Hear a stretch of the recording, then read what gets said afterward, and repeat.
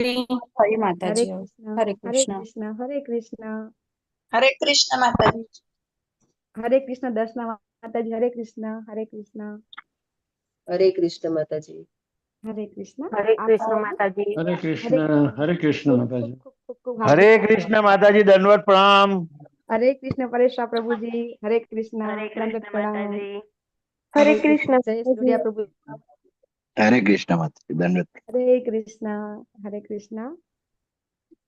हरे कृष्ण हरे माता जी, कृष्ण दंडवत माता प्रणाम। जी, दंडवत प्रणाम। हरे कृष्ण। हरे हरे कृष्ण ललित कुमार प्रभु जी। हरे कृष्ण पूर्वी माता जी। हरे कृष्ण आप સૌનો આજે શ્રીમદ हरे ભાગવતમના कृष्ण माता ક્લાસમાં जी। હરે કૃષ્ણ ઇસ્કોન મેંગલોરથી ચાલતા આજના ભગવત ગીતાના ક્લાસમાં આપ સૌનું ખૂબ ખૂબ સ્વાગત છે। हरे कृष्ण माता जी। હરે કૃષ્ણ કૃષ્ણ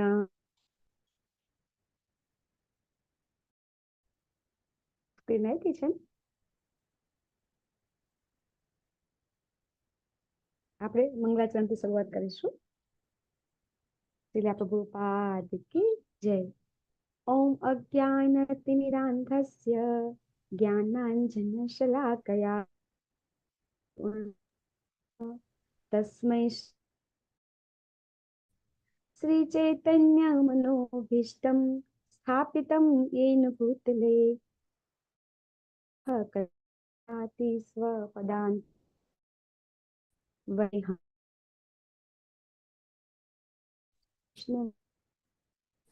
श्री सगणरघुनाथान्वितं तं सजीवं साद्वैतं परिजनसहितं श्रीकृष्णचैतन्यदेवं श्रीराधा कृष्णपादान् सगणललितान् श्रीविशाखान्वितांश्च हे कृष्ण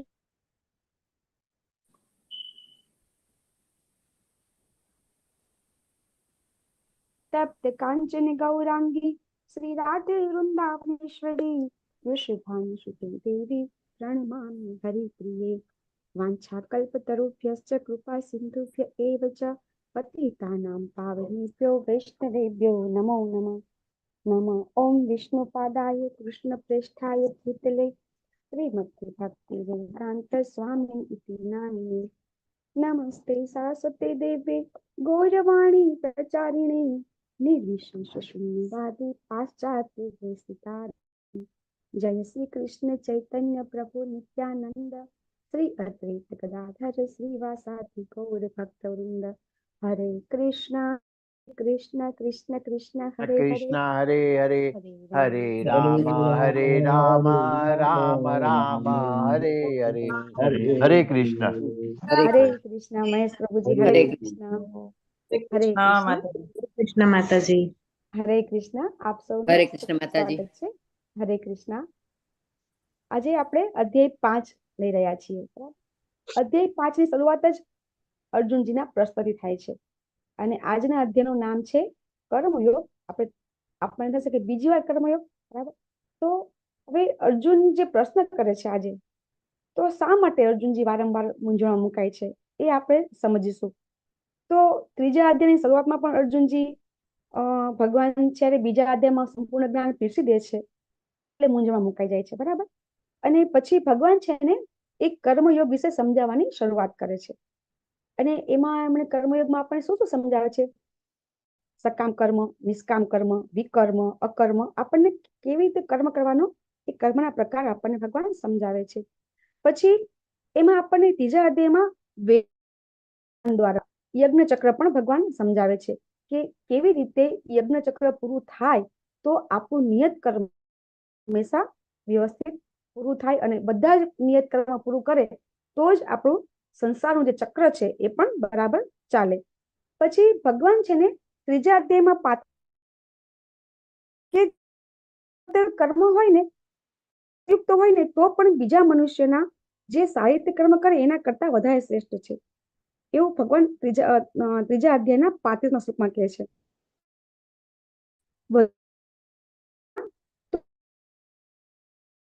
કરી દે છે। શું કરે છે કે અર્જુનજી શું કહે છે કે ભગવાન ઈચ્છા ન હોય છતાં પાપ કર્મ થઈ જાય છે એવું પૂછે છે ને ત્રીજા અધ્યાયમાં, આપણે સમજી ગયા। તો ભગવાન એમના ફ્લોમાં વાત કરી રહ્યા હતા કર્મયોગ અને અર્જુનજી પ્રશ્ન કરે છે, બરાબર, એટલે ભગવાન એનું કારણ આપે છે અને એનો જવાબ આપે છે. ત્યારે ભગવાન શું કહે છે, જે કામ ઉત્પન્ન થાય છે ને એ કામ છે, એના એ જ આ બધા જે આપણા પાપ કર્મ થાય છે એનું કારણ છે, એ જ મોટો શત્રુ છે એવું સમજાવે છે. ને ભગવાન કામની માત્રા અલગ અલગ હોઈ શકે, પણ કામની સંતુષ્ટિ થતી નથી એવું પણ ભગવાન ત્રીજા અધ્યાયમાં સમજાવે છે. કે જેવી રીતે અગ્નિમાં તમે બળતણ નાખો અને અગ્નિ છે વધારે વધારે પ્રજ્વલિત થતો જાય, એમ આ જે કામ એ એટલો બધો બળવાન છે કે વ્યક્તિની કોઈ પણ જાતની જે કામના છે અથવા તો ઈચ્છા વાસના એ ક્યારેય સંતુષ્ટિ થતી નથી. તો પછી અર્જુનજીના મનમાં પ્રશ્ન થાય છે, તો આ કામને જીતવો કેવી રીતે? ત્યારે આ કામ આપણે ત્રીજા અધ્યાયમાં શીખી ગયા. કામના નિવાસસ્થાન કયા કયા શીખી ગયા?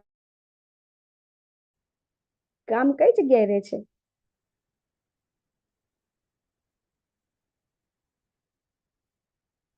ખબર છે કોઈને કામના નિવાસસ્થાન કયા છે? હરે કૃષ્ણ, ઘણા બધા પાર્ટિસિપેટ છે. બધા ઈચ્છા છે, આપણી જે કામના છે એના નિવાસસ્થાન આપણે ત્રીજા અધ્યાયમાં શીખી ગયા. યસ લલિતકુમાર પ્રભુજી.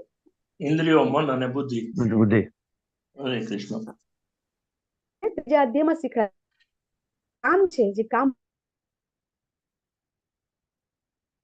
નિવાસ મન, બુદ્ધિ, ઇન્દ્રિયો. યસ. હા, તો પછી અર્જુનજીને ભગવાન સમજાવે છે, તો આપણે મન, બુદ્ધિ, ઇન્દ્રિય, તો ભગવાન પછી વિશેષ આગળ સમજાવે છે કે ઇન્દ્રિયો છે ને એના કરતા ચડિયાતું મન છે, મન કરતા ચડિયાતી બુદ્ધિ છે, અને હજી બુદ્ધિ કરતા પણ ચડિયાતું કોણ છે? આત્મા છે. તો ભગવાન ત્રીજા સમજાવીને કહે છે કે આત્માને ટાર્ગેટ કરી તો આપણે જે આ કામરૂપી શત્રુ છે એ શત્રુને આપણે વિજય કરી શકીએ. તો એના માટે શું કરવું જોઈએ? તો એના માટે ભગવાને દિવ્ય જ્ઞાન આપ્યું ચોથા અધ્યાયમાં, બરાબર. ચોથા અધ્યાયમાં ભગવાને દિવ્ય જ્ઞાન આપ્યું, અને દિવ્ય જ્ઞાન આપતા ભગવાન સમજાવે છે કે કર્મ છે એ જ્ઞાનના સાથે કરવું, અથવા તો જ્ઞાનની પ્રાપ્તિ કરી અને જ્ઞાન સાથે કર્મ કરવું, એવું આપણને સમજાવે છે ભગવાન, બરાબર. પછી દિવ્ય જ્ઞાનનો અધ્યાય જે આપણે સમજી ગયા, એના જે એન્ડમાં ભગવાન સમાપન કરતા શું કહે છે કે હવે જે આ તને જ્ઞાન આપ્યું ને, તો એ જ્ઞાનના શસ્ત્ર વડે તું તારું પાછું કર્મ કર અને યુદ્ધ કર. હવે અર્જુનજીને મૂંઝવણ થાય જ ને. જો આપણે બધાને ખબર છે કે ભગવાન અર્જુનજીના માધ્યમ દ્વારા આપણને બધાને સમજાવી રહ્યા છે. સ્પષ્ટ દેખાય છે ને, અર્જુનને તો જ્ઞાન છે જ, એ આપણને 10મા અધ્યાયમાં ખબર પડી જશે. તો હવે અર્જુનજીને પાછું એમ થાય છે કે મને તમે ઘડીકમાં જ્ઞાન લેવાનું કહો છો અને ઘડીકમાં તમે કર્મ કરવાનું કહો છો. તો અર્જુનજી મૂંઝવણ મુકાય છે, અને જે ભગવાન છે ત્રીજા અધ્યાયમાં કર્મયોગ વિશે સમજાવી રહ્યા હતા અને વચમાં અર્જુનજી પ્રશ્ન કરી દીધો, એટલા માટે પાછો ભગવાને દિવ્ય જ્ઞાન આપી દીધું. અને હવે પાછો પ્રશ્ન કરશે એટલે પાછો ભગવાન એમનો ફ્લો છે, પાછો ત્યાંથી આગળ વધારશે. બીજો કર્મયોગ હતો તો 5મો અધ્યાય પણ કર્મયોગનો છે, કારણ કે એ જ્યારે કોઈ બે વ્યક્તિ વાતચીત, આપણે આખો જે ગીતાનો જે આપણો શ્લોકનો જે ભગવાને જે જ્ઞાન આપે છે શ્લોક દ્વારા, તો એ આપણે જાણીએ છીએ કે પ્રશ્ન અને જવાબ, જ્યાં જે અર્જુનજીને ક્વેશ્ચન થાય છે ત્યાં ત્યાં ભગવાન એના ક્વેશ્ચનના પ્રશ્નના જવાબ આપે. તો ક્યાં તો અર્જુનજીને બિલકુલ ક્યાંક ખબર નથી પડતી ત્યાં ક્વેશ્ચન કરે છે, અથવા તો જ્યારે એમને બધી ખબર પડી જાય છે તો એની અંદરથી એક પ્રશ્ન લાવીને પ્રશ્ન જોતા જશું. તો અહીંયા અર્જુનજીને કેવું થાય છે, બરાબર, અહીંયા એમને સમજણ પડતી નથી. તો જ્યારે જ્યારે આપણને જ્યાં ન પડે ત્યાં આપણે જ્યારે ક્વેશ્ચન કરશું તો જ આપણને આગળ સમજણ પડશે, એવું આપણને ગીતામાં સમજવા મળે છે. ભગવદ્ ગીતા એ શ્રેષ્ઠ સાહિત્ય શા માટે છે એ પણ સાબિત થાય છે. જો બીજા બધા જે સાહિત્ય હોય, દાખલા તરીકે આપણે કોઈ બી માર્કેટમાંથી કોઈ બી તમે, તો શું થશે, એમાં ફક્ત જ્ઞાન પીરસવામાં આવે છે, એમાં આપણા પ્રશ્ન ક્યાંય આવતા નથી. આ સાહિત્ય શ્રેષ્ઠ એટલા માટે છે કે અર્જુનજી વારંવાર પ્રશ્ન કરે છે અને એના જવાબ ભગવાન આપે છે, એટલે 2 વે કોમ્યુનિકેશન થાય છે. જ્યારે 2 વે કોમ્યુનિકેશન થાય ને ત્યાં છે ને હંમેશા આપણું જે જ્ઞાન જે આપણે સ્વીકારતા ને એનું જે સ્તર છે ઊંચું જાય છે. હંમેશા થાય તો એનો અર્થ એમ થવો જોઈએ કે આપણને કાંઈક સમજણ પડી છે અથવા તો કાંઈક ખબર પડી નથી. એટલા માટે પ્રશ્ન થવા બહુ જરૂરી છે. તો અહીંયા આપણે આજે કર્મયોગ લઈ રહ્યા છીએ. તો અહીંયા આપણે અધ્યાય 5 ની આપણે એના પાઠ પાડ્યા છે, બરાબર. દરેક અધ્યાયના આપણે બધા શ્લોક હોય છે એના આપણે પાઠ પાડતા હોઈએ છીએ. શ્લોક આ જ અધ્યાય છે આપણે સમજી ગયા છીએ, એટલા માટે આ અધ્યાય સમજવો પણ આપણા માટે ખૂબ સરળ પડશે. તો પહેલો પાઠ શું છે? અર્જુનજીના પ્રશ્નથી થાય છે, બરાબર. અર્જુનજી પૂછશે કે ત્યાગ કરવું, કર્મ કરવું. પછી અર્જુનજી પૂછશે, પછી ભગવાન છે એ સમજાવશે કે શું સરળ છે અથવા તો શું કરવું જોઈએ, અને શું છે એ નિષ્કામ કર્મ શા માટે કરવું જોઈએ એ પણ ભગવાન સમજાવશે. અને પછી સર્વોચ્ચ પર ધ્યાન કેન્દ્રિત કરીને મુક્તિ પ્રાપ્ત કરવી, એટલે કે આપણો જે અંતિમ ગોલ શું હોવો જોઈએ અને એ ગોલ પ્રાપ્ત કરવા માટે શું કરવું જોઈએ એ ભગવાન આપણને અધ્યાય 5 માં સમજાવે છે. જો આટલી વસ્તુ આપણને સમજાઈ જશે ને તો આખો અધ્યાય આપણને સમજમાં આવી જશે. અર્જુનજીની મૂંઝવણ થાય છે. અર્જુનજી હવે પ્રશ્ન કરે છે. અર્જુનજી પૂછે છે, અર્જુન ઉવાચ સંન્યાસમ કર્મણામ કૃષ્ણ ગમ ચ સંસસી યશ્રેય એતયોરેકમ તન્મે બ્રૂહિ સુનિશ્ચિતમ. અર્જુનજી પ્રશ્ન કરે છે, ત્યાગ કરવા કહ્યું અને પછી ભક્તિપૂર્વક કર્મ કરવાનો આદેશ આપો છો. હવે આપ કૃપા કરીને બંનેમાંથી કયું વધારે કલ્યાણકારી છે? અહીંયા પાછા અર્જુનજી પોતાના માટે કલ્યાણકારી આ શબ્દ આપણે આ ત્રીજી વાર આવ્યો, બરાબર. તો અર્જુનજી જે શ્રેય વિશે શ્રેય શબ્દ આપણે આજે ત્રીજી વાર સાંભળ્યો.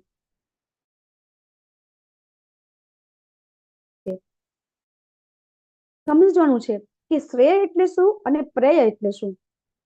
હરે પ્રે કૃષ્ણ. એટલે લોંગ ટર્મ બેનિફિટ અને પ્રે એટલે શોર્ટ ટર્મ બેનિફિટ. શ્રેય એટલે લોંગ ટર્મ બેનિફિટ. યસ, બીના માતાજી, જલ માતાજી, થેન્ક યુ માતાજી. તો આ સમજવું બહુ મહત્વનું છે. જો આપણને આ સમજમાં આવી જશે ને તો આપણે પણ ભગવાન મંદિરમાં કે આપણે કોઈ બી જગ્યાએ ભગવાનને પ્રાર્થના કરીશું તો આપણે શું માગીશું? ભગવાન અહીંયા અર્જુનજી ભગવાન પાસે શ્રેય માગી રહ્યા છે. શ્રેય એટલે માટે લાંબા ટાઈમે, એટલે કે હંમેશ માટેનું જે શ્રેય હોય, જે કલ્યાણકારી હોય, ઉત્તમ હોય એ મને કહો. પ્રેય એટલે શું થાય કે આપણને જ્યારે આપણે ભગવાન પાસે આપણી પાસે કોઈ ઈચ્છા હોય એ ઈચ્છા આપણે ભગવાન પાસે માંગીએ અને ભગવાન આપણી પૂરી કરી નાખે. તો એ ઈચ્છા જ્યારે આપણા માટે લાંબા ગાળે ઘણી વખત ખરાબ પણ હોઈ શકે, બરાબર. દાખલા તરીકે કોઈ એક વ્યક્તિ હોય, એની મેરેજ ન થતા હોય, લગ્ન ન થતા હોય અને ભગવાન પાસે માંગે કે ભગવાન મારે મેરેજ કરવા છે, તમે મારી ઈચ્છા પૂરી કરો, બરાબર. તો ભગવાન જો એની ઈચ્છા છે એ પૂરી નહીં કરે, કે કારણ કે ભગવાનને ખબર છે કે આ ઈચ્છા છે એને લાંબા ટાઈમે કદાચ એને 100% એને ફાયદાકારક નથી, તો ભગવાન એની ઈચ્છા પૂરી નહીં કરે. પરંતુ જ્યારે એ વ્યક્તિ કોઈ બીજા પાસે જશે તો એની ઈચ્છા પૂરી થઈ જશે. તો એની જે શ્રદ્ધા છે અહીંયા સ્થિર થઈ જશે. છે કે આપણે કોઈ બાળક હોય, એ બાળક એના માતા પિતા પાસે જ્યારે કોઈ ડિમાન્ડ કરે છે તો જો એ બાળક એની ડિમાન્ડ છે એ માતા પિતાને લાગશે કે હા એના માટે ખરાબ છે તો માતા પિતા પૂરી નહીં કરે. દાખલા તરીકે ચોકલેટ છે, આઈસ્ક્રીમ છે, શિયાળો હોય તો એને શરદી ઉધરસ થઈ જાય તો મા બાપ નહીં આપે. પણ જ્યારે પાડોશમાં કોઈ વ્યક્તિ હોય, એના કોઈ સગા સંબંધી આવે અને એની પાસે માંગશે તો એ આપી દેશે. ભગવાન છે ને એ આપણા માટે હંમેશા, આપણે ઘણી વખત આપણને એમ થાય કે ભગવાન આપણી ઈચ્છા પૂરી કરતા નથી, એવું પણ થઈ શકે. તો ત્યારે એવું સમજવાનું કે એમાં ચોક્કસ ભગવાન આપણા માટે કઈ, એટલે એ બહુ સમજવું જરૂરી છે કે જ્યારે કોઈ ભક્ત બની જાય ભગવાનના, જ્યારે ભગવાનમાં આસ્થા, વિશ્વાસ જ્યારે દ્રઢ થાય ને ત્યારે આપણને આ સમજમાં આવે છે. ત્યાં સુધી આવતું નથી. એટલે બધા લોકો શા માટે અલગ અલગ દેવી દેવતાની પૂજા કરતા હોય છે? તો એટલા માટે કે જ્યારે આપણે બીજા દેવી દેવતા પાસે આપણે કોઈ માંગણી કરીએ છીએ તો એ આપણે તરત પૂરી થઈ જાય છે. એટલે આપણને પછી એમાં થઈ જાય છે. પણ પછી આપણને શું કરવું જોઈએ? તો હજી અર્જુનજીની જે મૂંઝવણ છે એ મૂંઝવણમાં અર્જુનજી પૂછી રહ્યા છે કે મારા માટે કલ્યાણકારી મને કહો. તો અર્જુનજી શા માટે મૂંઝવણ મુકાય છે, બરાબર. તો આપણે બીજા અધ્યાયમાં શરૂઆતમાં જ આત્મા પરમાત્માનું જ્ઞાન આપતા ભગવાન સમજાવે છે કે હું કોણ છું એ પ્રશ્ન આપણને થવો જોઈએ. તો આપણે આ શરીર નથી, આત્મા છે, એના માટે ભગવાન ઘણા બધા શ્લોકમાં કહે છે, નૈનમ છિંદંતી શસ્ત્રાણી નૈનમ દહતિ પાવકઃ નત્વેવાહમ જાતુ નાસમ નત્વમ નેમે જનાધિપાહ. પછી ભગવાન એવું પણ સમજાવે છે કે જેનો જન્મ છે એનું મૃત્યુ છે, મૃત્યુ છે એનો જન્મ છે. એમાં કહે છે જાતસ્ય હિ ધ્રુવો મૃત્યુ ધ્રુવમ જન્મ મૃતસ્ય ચ. આ બધા શ્લોક દ્વારા ભગવાન સમજાવે છે કે હે અર્જુન, કે તું જેમના માટે શોક કરી રહ્યો છે એ બધા કાલે પણ હતા, આવતીકાલે પણ રહેશે અને આજે પણ છે. તો એનો અર્થ એમ ભગવાન સમજાવે છે કે આ બધા શરીર છે પણ આત્મા છે, શરીર છે એમાં જે આત્મા છે એ હંમેશા કાયમ માટે રહેશે. શરીર છે એ માટે તું શોક કરે છે તો તારે એના માટે શોક કરવાની જરૂર નથી. અને પછી ભગવાન કહે છે કે તારે તારી નિયત ફરજ બજાવવી જોઈએ. 31મી 37 શ્લોકમાં ભગવાન સમજાવે છે કે જો તું નિયત ફરજ નહીં કરે તો શું થશે, કે જે બધા સમાજમાં લોકો છે, કે જે લોકો દુર્યોધન ને બધા છે, એમને તો ઈચ્છા છે જ કે તું યુદ્ધ ન કરે અને યુદ્ધ છોડીને ભાગી જાવ, તો બધા તને યશ નહીં આપે પણ અપયશ આવે. અને શું કહેશે કે એ તો ડરી ગયા, અર્જુનજી ડરી ગયા એવું કહેશે. અને તારે છે ને ક્યારેય સુખ દુઃખ અને જય પરાજય વિચાર નહીં કરવાનો, અને તારી નિયત ફરજ છે એ કરવાનું, એટલે કે યુદ્ધ કરવાનું, એવું ભગવાન સમજાવે છે. પછી ભગવાન 42 થી 45 શ્લોકમાં સમજાવે છે કે આ જીવ છે બરાબર, એ કર્મ કરે છે તો એ કર્મ કરતા કરતા શા માટે ફસાય છે, તો કે છે કે 3 ગુણોના પ્રભાવને લીધે. એ પણ ભગવાન આપણને સમજાવે છે. અને ભગવાન પછી ત્રૈગુણ્યા વિષયા વેદા નિસ્ત્રૈગુણ્ય ભવાર્જુન શ્લોક દ્વારા ભગવાન સમજાવે છે કે આપણે શું કરવાનું છે, આ 3 ગુણોથી ઉપર ઉઠી અને આ જે પ્રવૃત્તિ છે, એ પ્રવૃત્તિ છે એમાંથી આપણે જે આત્મા ફસાય છે એમાંથી એને હંમેશા બહાર નીકળવાનો પ્રયત્ન કરવો જોઈએ. અને કેવી રીતે, તો સમજાવે છે કે ભક્તિમય સેવા કરવાથી આ ત્રિગુણી માયા છે એ માયામાંથી બહાર નીકળવાનો આપણને રસ્તો મળે છે. એવું ભગવાન બીજા અધ્યાયમાં બહુ સારી રીતે સમજાવે છે. ત્રીજા અધ્યાયમાં ભગવાન સમજાવે છે કે 17મા 18મા શ્લોકમાં ભગવાન કહે છે કે જે વ્યક્તિ સ્થિતપ્રજ્ઞ હોય, જે વ્યક્તિને આત્મ સાક્ષાત્કાર થઈ ગયો હોય બરાબર, એવી વ્યક્તિ માટે કોઈ કર્મ રહેતું નથી, એને કોઈ ફરજ રહેતી નથી. પણ કેવા માટે, જે વ્યક્તિને આત્મા પરમાત્માનું જ્ઞાન થઈ ગયું છે એના માટે. એટલે પછી એને થોડું થોડું ધીમે ધીમે કન્ફ્યુઝન થતું જાય છે. અને પછી આપણે 4થો અધ્યાય ગઈકાલે સમજી ગયા, એટલે ભગવાન શું સમજાવે છે કે જ્યારે આપણે જ્ઞાન દ્વારા કાર્ય કરીએ છીએ અને પછી આપણે ત્યાગ કરીએ છીએ તો એ બધું જ્ઞાનમાં પરિણમે છે. એટલે ભગવાન ત્યારે જ્ઞાનનું મહત્વ સમજાવતા છેલ્લા શ્લોકમાં જ્ઞાનનો ઉપયોગ કરી કર્મ કરવાનું કહે છે. એટલે કર્મ કરું કે પછી જ્ઞાન ઉત્પાદન કરું, અથવા તો ત્યાગ કરું કે કર્મ કરું, એવું અર્જુનજીને આ કેવી રીતે મૂંઝવણ થાય છે એનું આપણે આ વિશ્લેષણ કર્યું. તો આપણે હવે આ વિશ્લેષણ ભગવાને આ બધું અર્જુનજી દ્વારા આપણને કેવડાવે છે. તો આપણને એવું થાય ને કે ઘણા બધા લોકો સંસાર ત્યાગીને આવી રીતે હિમાલયમાં તપ કરતા હોય છે, તો આપણા માટે એ સારું છે કે આ બાજુમાં જે ચિત્ર છે એ ચિત્રમાં શું બતાવે છે કે એક સંન્યાસી જ છે બરાબર, એમને પણ ભગવા વસ્ત્ર પહેરેલા છે, તો એ શું કરી રહ્યા છે, એ જ્ઞાનનો પ્રચાર કરી રહ્યા છે. જે ભગવદ ગીતા, ભાગવતમ બરાબર, આ બધા જે પુસ્તકો છે એનું સેલિંગ કરી રહ્યા છે. તો હવે આપણે પણ જો આપણને કોઈએ કીધું હોય, અત્યારે જ આપણે બધા ભક્તિ નથી કરતા આપણે બરાબર, આપણે જ્ઞાન લઈ રહ્યા છીએ, તો કોઈ આપણને એમ થાય કે તમને બધાને એમ કહેવામાં આવે કે ચલો આપણે બધા ભગવાનને પ્રાપ્ત કરવા છે તો આપણે બધા હિમાલયમાં જઈએ. તો હિમાલયમાં જવાનું આપણને અત્યારે પોસાશે? કોઈને નહીં પોસાય. અરે ત્યાં જવાની વાત ખાલી વિચાર આવે ને અત્યારે શિયાળામાં, તો ત્યાં અત્યારે કેટલી ઠંડી પડે છે, ત્યાં ઠંડીમાં આપણે રહી ન શકીએ. તો આપણા ત્યાં જઈને આપણે શું કરવાનું છે, તો આપણી ઇન્દ્રિયોને ભગવાનમાં લગાવવાની છે. તો એ વસ્તુ આપણા માટે ખૂબ અશક્ય છે. આગળ ભગવાનમાં અર્જુનજી કહેશે કે ઇન્દ્રિયો છે અને આ જે મન છે એને કંટ્રોલ કરવું તો બહુ અઘરું છે. પણ આ જ ઇન્દ્રિયો દ્વારા આપણે અહીં ભાવનામૃત કર્મ વિશે સમજવાનું છે, જે આપણને પ્રભુપાદે જેના વિશે આપણે જેને કહેવાય ને કે આખી ભગવદ ગીતા છે એમનો ઉદ્દેશ્ય હતો કે દરેક વ્યક્તિ છે એ કૃષ્ણ ભાવનામૃતમાં આવે. ઇસ્કોનનું જે ઉદ્દેશ્ય છે કે ઇસ્કોનનું સંસ્થાનું નામ છે આંતરરાષ્ટ્રીય કૃષ્ણ ભાવનામૃત સંઘ.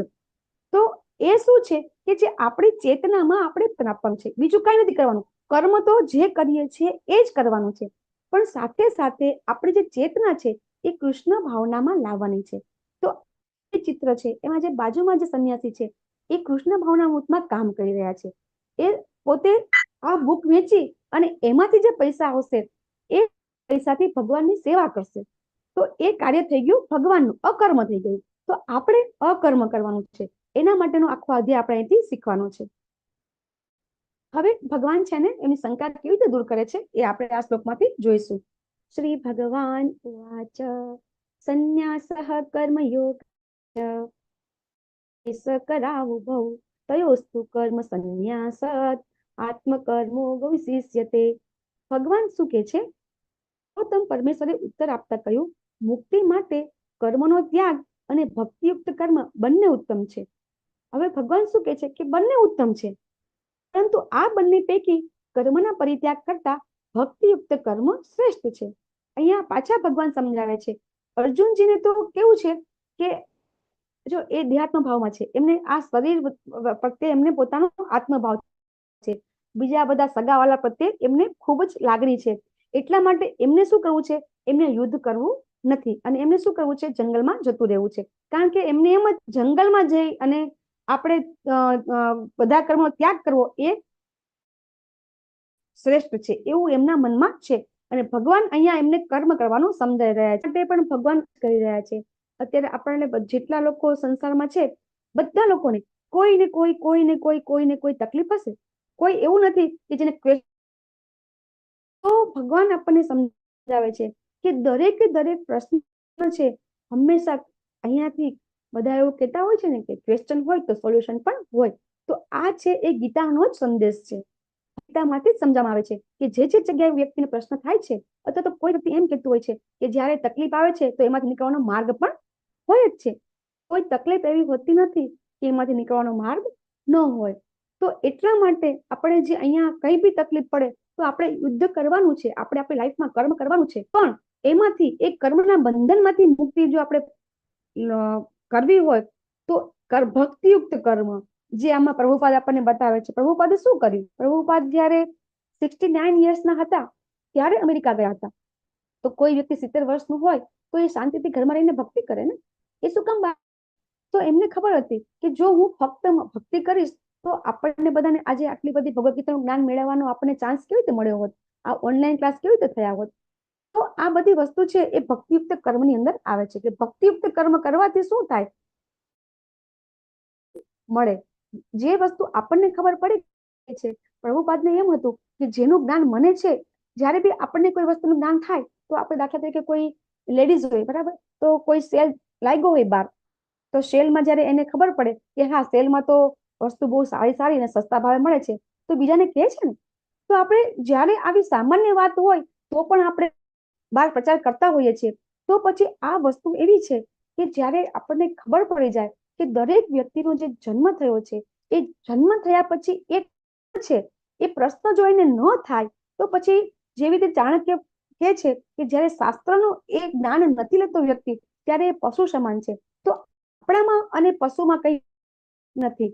એવી રીતે આપણે પણ પ્રભુપાદે જે કર્યું એ કરવાની કોશિશ કરવી જોઈએ.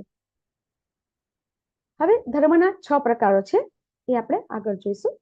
હવે એટલા માટે અહીંયા આપણે પછી ભગવાન આપણને અહીંયા પ્રભુપાદ અહીંયા આપણને એવું સમજાવે છે કે ઘણા લોકો એવું કહેતા હોય છે કે બધા કર્મ સારા કર્મ કરતા હોય છે બરાબર, એમાં બધા એવું કહેતા હોય છે કે માનવ સેવા એ માધવ સેવા સમાન છે. તો શું આપણે એવું માની શકીએ ખરા કે આવું કોઈ જગ્યાએ લખેલું છે ખરું? તમારી પાસે કોઈ શાસ્ત્ર પ્રમાણ ખરું? કોઈ વ્યક્તિ પાસે શાસ્ત્ર પ્રમાણ ખરું કે ક્યાંય એવું લખેલું હોય? અમારે તો હોસ્પિટલમાં અમે જોબ કરીએ ને એટલે શું કે રક્તદાન દાન.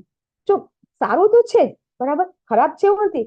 માનવ સેવા એ સારી જ છે, પણ માનવ સેવા એ માધવ સેવા એટલે કે ભગવાનની સેવા છે. ભગવદ ગીતા વાંચતા હોય છે અને એ લોકો એવું પણ કહેતા હોય છે કે આપણે જે ભગવાનને ભોગ ધરાવીએ છીએ એ ભોગ આપણે જ લઈ લઈએ ને તો ભગવાનને આપ્યા બરાબર છે. તો એવું ભગવદ ગીતામાં કઈ જગ્યાએ લખ્યું છે? કોઈ જગ્યાએ લખ્યું નથી કે આપણે પ્રસાદ ખાઈએ એટલે ભગવાનને મળી જાય. શું કહેતા હોય છે કે આપણામાં પરમેશ્વર તો છે જ ને, તો આપણે પ્રસાદ લઈશું તો ભગવાનને મળી ગયા બરાબર છે. તો આવું કોઈ જગ્યાએ લખેલું નથી. આપણા શરીરમાં જે પરમાત્મા તરીકે ભગવાન બિરાજમાન છે અને ભગવાન એ અલગ છે, એ આપણે ભગવદ ગીતામાંથી શીખવાનું છે. ભગવાન કણે કણમાં બિરાજમાન અહીંયા પણ અને અહીંયા નથી પણ. જો આ બધું જ્ઞાન છે, આ બધી જે આપણા જે શંકા છે એ શંકા આપણે ભગવદ ગીતા આપણા પરંપરા જ્ઞાન લીધું હોય તો જ આપણને આપણા આચાર્ય દ્વારા આપણને ખબર પડે છે. બાકી આપણે પોતે જો ભગવદ્ ગીતા વાંચવા બેસીએ તો ભગવાન કોઈ જગ્યાએ એમ કે છે કે હું છું, ઘણી જગ્યાએ કે છે કે હું નથી. તો એટલા માટે આપણે ભગવદ્ ગીતા દ્વારા અથવા તો આપણે ગુરુ શિષ્ય પરંપરા દ્વારા જો જ્ઞાન પ્રાપ્ત કરીએ તો જો આ બધા પ્રશ્ન અર્જુનને થયા તો અર્જુનજીને પ્રશ્ન કયા કયા શ્લોક પડે, આપણે ગીતા વાંચવા બેસી જઈએ તો એ ગીતામાંથી આપણને કોઈ જગ્યાએ એટલી ખબર નહીં પડે કે આ શ્લોકમાં આમ કહેવામાં માંગે છે, આ શ્લોકમાં આમ કહેવા માંગે છે, અથવા તો આ 5 શ્લોકમાં એક જ વસ્તુ ભગવાન કહેવા માંગે છે. આ બધી વસ્તુ આપણને આચાર્ય સમજાવી શકે છે, આપણે જાતે વાંચી તો સમજી શકતા નથી. તો શા માટે માનવ સેવા માધવ સેવા છે? કોઈ કહી શકે છે કે માનવ સેવા એ માધવ સેવા સમાન નથી કે છે? હરે કૃષ્ણ. કોઈ નવા પાર્ટિસિપેટ, જૂના પાર્ટિસિપેટ કે હરે કૃષ્ણ માતાજી. હા યસ માનવ સેવા એ માધવ સેવા નથી, કારણ કે માનવ જે કર્મ કરે છે એ ભોગવવા માટે આવેલા છે, એટલે એ ભોગવે છે. એને આપણે દાન આપશું કે કઈ કરશું તો એના કર્મના પ્રમાણે આપણે પાછું બીજી વાર જન્મ લેવો પડશે, કોઈનું દાન લીધું હશે તો. એટલે એ માનવ સેવા એ માધવ સેવા નથી. હરે કૃષ્ણ માતાજી. માનવ સેવા એ માધવ સેવા નથી, કારણ કે ક્યારેક આપણે માનવ સેવા કરતા હોય એમને દાન પુણ્ય કરતા હોય છે, ઘણા ગરીબોને આપણે ધાબળા એ જ વસ્તુ છે, પછી પૈસાથી એ લોકો ખરાબ કાર્યો બી કરતા હોય છે. તો એ સંદર્ભમાં આપણે જોવા જઈએ તો માનવ સેવા એ માધવ સેવા ના કહેવાય. આપણે ભલે દાન કરીને આપ્યું એમને માટે. હા યસ યસ માતાજી, થેન્ક યુ. હરે કૃષ્ણ મહેશ પ્રભુજી. માતાજી, માનવ સેવા એ માધવ સેવા અમુક અંશે બરોબર છે. દાખલા તરીકે ડિઝાસ્ટર, કુદરતી ડિઝાસ્ટર થયું હોય ત્યારે આપણે કોઈને હેલ્પ કરીએ એ વસ્તુ જુદી છે, પણ હેલ્પની જરૂર છે કે કેમ એ જણાવીને હેલ્પ કરવી એ માધવ સેવા નથી. એટલે માધવ સેવા એ સંપૂર્ણ નથી. થેન્ક યુ પ્રભુજી. યસ લલિતમાં પ્રભુજી. હરે કૃષ્ણ માતાજી. માનવ સેવા છે એ એક પુણ્યનું કામ છે, સારું કર્મ છે, પણ એ આપણને બંધનયુક્ત છે, આપણને બાંધે છે. પુણ્ય કરીએ એ પણ બંધન કરતા હોય છે. એટલે અને આપણે જે ભગવાનની સેવા કરી, માધવની સેવા, એમાં કોઈ બંધન આપણને લાગતું નથી. એટલે આનું આ નુકસાન ઈ છે. એટલે નુકસાન ઇન ધ સેન્સ કે આપણને એ બંધન કરતા તો છે, ભલે આપણે પુણ્ય કરીએ. હરે કૃષ્ણ. યસ રમેશ પ્રભુજી. હરે કૃષ્ણ. બંધન કરતા નથી પણ મુક્ત, બંધન કરતા નથી પણ મુક્ત નથી કરતું. માધવની સેવા, મનુષ્ય માધવ સેવા કરે. હરે કૃષ્ણ. મનુષ્ય માધવ સેવા કરે પણ એમ કે મેં આ મંદિરમાં આટલું દાન આપ્યું, ત્યાં ભગવાનના વાઘા મેં બનાયા, ત્યાં હોલ મેં બનાવ્યો, તો એ દાન નકામું છે, માધવ સેવા નકામી છે. હરે કૃષ્ણ. હરે કૃષ્ણ માતાજી. હરે કૃષ્ણ માતાજી. હા બોલો બોલો. પુણ્ય કરે છે એ સારું, તો પુણ્ય કરે છે એ સારું તો છે, પણ અગર આપણે પુણ્ય કરીએ તો એને ભોગવવા માટે પાછો મનુષ્ય અવતાર આવે આપણો, ને આપણે જો મનુષ્ય અવતાર ન લેવો હોય તો પછી ટોટલી આપણે ભગવત ભક્તિના માર્ગે જ આગળ વધવું જોઈએ. આ કરવું સારું છે એકચ્યુઅલી, ને કરવું જ જોઈએ. અહમનો ભાવ અંદર હોય છે, અહમનો ભાવ હોય છે, એટલા માટે પૂર્ણ નથી. હરે કૃષ્ણ. દાન કરો પણ દાન કર્યાનો મનમાં એ રહેવો ના જોઈએ. ગમે તે દાન કરેલું બધું સક્સેસ જ છે. હરે કૃષ્ણ. હરે કૃષ્ણ માતાજી. હા, આપણે છે ને ભગવાનને અર્પણ કરીને પછી આપણે એ સેવા કરીને તો એ માધવ સેવા કહેવાય. હરે કૃષ્ણ. યસ માતાજી. યસ યસ માતાજી. હરે કૃષ્ણ પ્રભુજી, તમારે કેવું છે?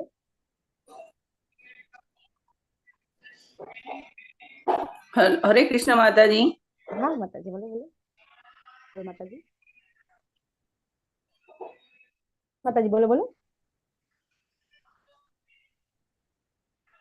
માતાજી અહીંયા સ્ક્રીન ટચ દેખાતો નથી. હરે કૃષ્ણ માતાજી. તમારો અવાજ આવે છે માતાજી, બોલો બોલો.